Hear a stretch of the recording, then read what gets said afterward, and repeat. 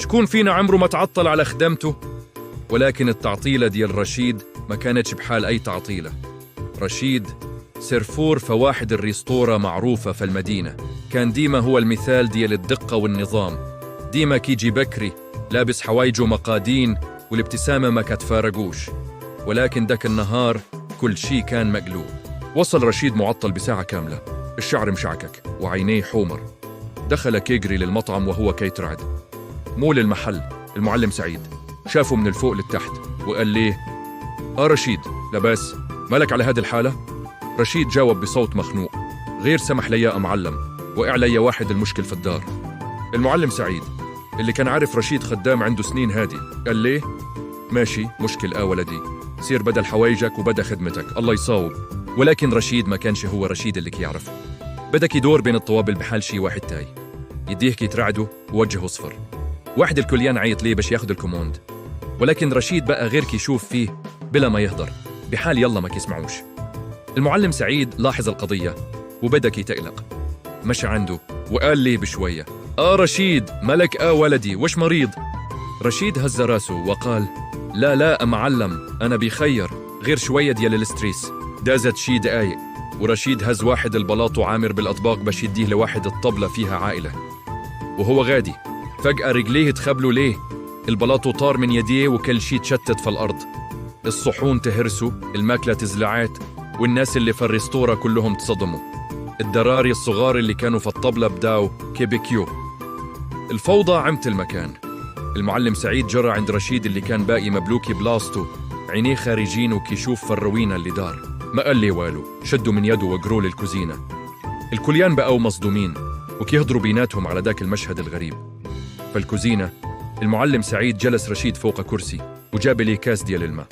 قال لي بصوت حنين: رشيد هضر معايا ولدي، شنو واقع ليك؟ أنا بحال باك، عاود لي.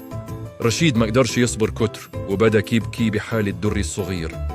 عاود للمعلم سعيد كيفاش خوه الصغير دار كسيدة خايبة فالصباح، وكيفاش بقى كيجري بيه من سبيطار لسبيطار، وكيفاش الأطباء قالوا ليه الحالة دياله خطيرة. كان خايف وتايه وما عرف ما يدير، ولكن جال الخدمة حيث محتاج للفلوس باش يعاون عائلته. المعلم سعيد عنقه وقال ليه: علاش ما قلتيهاش ليا من اللول ولدي؟ الصحة ديال خوك أهم من كل شي. عطاه الفلوس اللي في جيبه وقال ليه: سير عند خوك وهاك هاد البركة عاون بيها راسك، والخدمة ما تخممش ليها، بلاصتك كاينة، غير طمني على خوك.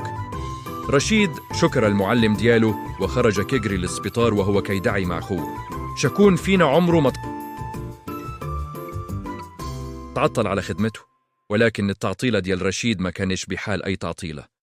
رشيد سيرفور فواحد الريستورة معروفة في المدينة، كان ديما هو المثال ديال الدقة والنظام. ديما كيجي بكري لابس حوايجه مقادين والابتسامة ما كتفارقوش. ولكن داك النهار كل شي كان مقلوب. وصل رشيد معطل بساعة كاملة، الشعر مشعكك وعينيه حمر. دخل كيجري للمطعم وهو كيترعد. مول المحل المعلم سعيد شافه من الفوق للتحت وقال ليه: رشيد لاباس، مالك على هذه الحالة؟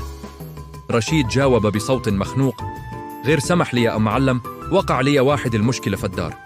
المعلم سعيد اللي كان عارف رشيد خدام عنده سنين هادي قال ليه: ماشي مشكل ولدي، سير بدل حوايجك وابدأ خدمتك، الله يصاوب.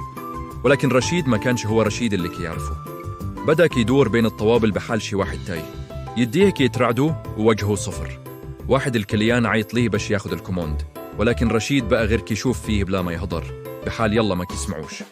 المعلم سعيد لاحظ القضية وبدأ كيتقلق. مشى عنده وقال ليه بشوية: رشيد مالك ولدي، وش مريض؟ رشيد هز راسه وقال: لا معلم، أنا بخير، غير شوية ديال الاستريس.